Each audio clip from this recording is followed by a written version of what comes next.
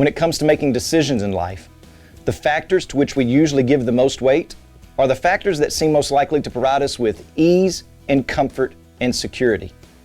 And for Elimelech, that meant leading his family out of the presence of God and into the sin-filled territory of Moab. It looked easier. There was food in the fields of Moab. That has to be a good sign. He didn't want to lead them towards repentance in the word of the Lord. He wanted his belly filled instead of his heart whole. Welcome to Life Words Day by Day. Ruth chapter 1 verse 2. They went into the country of Moab and remained there.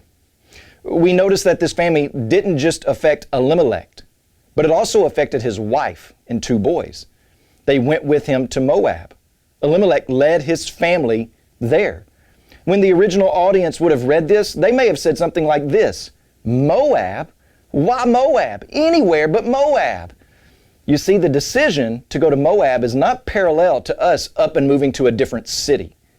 We can serve the Lord in a Hope just as well as we can serve Him in Houston. But something different is going on here in Ruth. God had called the people of Israel to live in the Promised Land.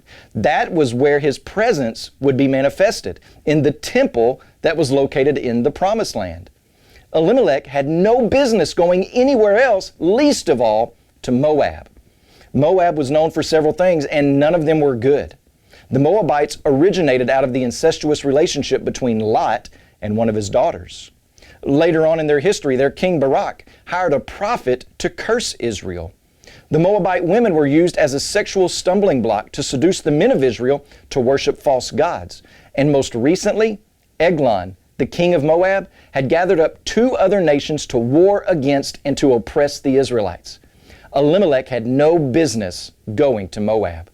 It's not what a godly man would have done. He was leading his family for sure, but just in the wrong direction. He was moving away from the presence and worship of God into sinfulness. We see this same thing take place in the beginning.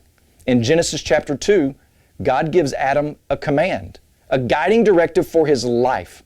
You may surely eat of every tree of the garden, but of the tree of the knowledge of good and evil you shall not eat. For in that day that you eat of it, you shall surely die. It becomes Adam's responsibility to pass this directive on to his wife, and he does.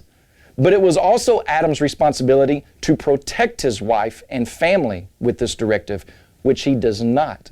He sits back and lets Eve fall into the deception of the serpent, hoping that the grass was greener according to what the serpent said. Men, which way are you leading your family? When you pray today, please remember John Herring and his family, our missionaries in Missouri. And also remember the Nabit Life Word broadcast heard in Burkina Faso and Ghana.